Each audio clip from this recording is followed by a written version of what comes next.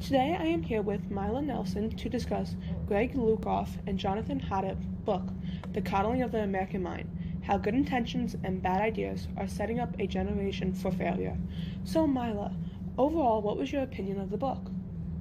Overall, I'd like to say that I enjoyed the book.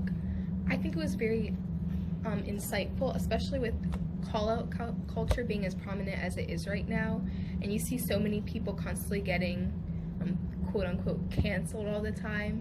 So it's interesting just to see people who have different opinions stating how this kind of mindset of everyone thinking the same way can be detrimental to the country and our youth as a whole. The author focuses on the three great untruths: the untruth of fragility, what doesn't kill you makes you weaker; the untruth of emotion reasoning, always trust your feelings; the untruth of us versus them. Life is a battle between good people and evil people. Which of these untruths were provided with the most moving examples of how they are affecting university life? I feel like the untruth that life is a battle between good people and bad people was very stood out to me a lot in the book, specifically because in that chapter they started to mention tribalism and how people chanting and swaying together can lead to people going into violence. And that to me is very strange, like kind of scary how words can go into violence because people believe that because someone said something that they are the enemy and they have to work against them. I also like that untruth, but to me the untruth of fragility was more informative because what doesn't kill you makes you weaker. They used examples of children nowadays, how parents treat them like a flame, like one wrong decision will blow them out. But really, they are stronger and more resilient than we think, and we should encourage them to make more decisions. I get your opinion, but I just feel like seeing the younger youth being more fragile, I feel like they need to be more powerful. Greg and Jonathan repeatedly mention how children are anti-fragile and parents need to prepare children for the road, not the road for the children. I agree that if we protect children from potentially upsetting experiences, we make it far more difficult for these children to be able to cope with such events in the future, when protection is no longer provided. What is your opinion on this? I agree that children need to be able to be put in a bunch of different situations, because if you're never exposed to something, you'll never know how to overcome that, which I think is something that a lot of people are dealing with because they have grown up like with their parents not letting them do things, and therefore they don't learn how to do things like. I agree that parents are not letting their children do things as they used to.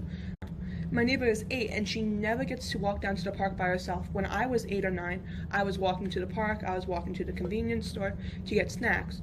I am very surprised at how I can see the changing of parents being more protective of their children, even in my own development. Yeah, and also, for example, when I was younger, I wasn't really allowed to go places that much by myself, like walk anywhere, because I don't really live near any sidewalks. So I would really only go on my own road, which is pretty empty. So when I got older and I started to go places alone, it felt really strange and I didn't know what to do, because usually like there was always someone by my side. So like when I started driving, it was odd. Yeah, I feel like driving now is very important, and that's when you actually first start to experience freedom. So one of the ideas is that kids are taking longer to reach adulthood. I personally believe that this is true, and parents have grown overprotective. What is your view on this issue? I definitely agree, because when my parents were younger, they're always talking about the things that they did when they were kids and how like they would just like walk around town. And when I mention how I don't get to do any of this, they're like, well, it's different for some reason. So, and that really doesn't help prepare me for anything. So yes, I think we are just experiencing life slower, because I feel like the average age of marriage, even when we were like 50 years ago, was much lower than it is now.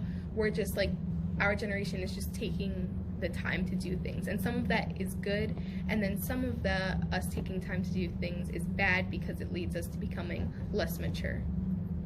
Yes, I think maturity rate is slowly decreasing, but I feel like by being overprotective, we are protecting kids from many different things that were never threats at the beginning. Some people think cell phones are a threat, and some parents let their kids use cell phones when sometimes that is actually one of the things that they should be overprotective about. One solution that Greg and Jonathan offer for this is for students to take a gap year. The hope is that students will spend a year working and learn away from parents, developing interpersonal skills, and generally maturing before arriving on campus. I believe that taking a gap year is not always an effective choice, but many students may need that in order to develop their interpersonal skills. What is your opinion?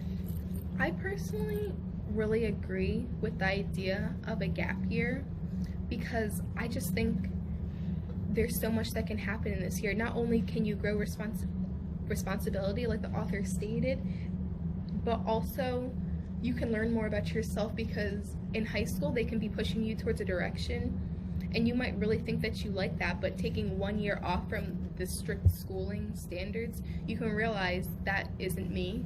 So I think, and obviously there are like things that can get in the way of a gap year that can make it not as obtainable for all people, but I think that even taking the time off to actually work a job can teach responsibility, and also can teach you about what you like and what you don't like if you choose to spend some of that time developing your hobbies. Yes, so thank you today for joining me for my podcast. It has been an honor. No problem. Thanks for having me. Have a good day.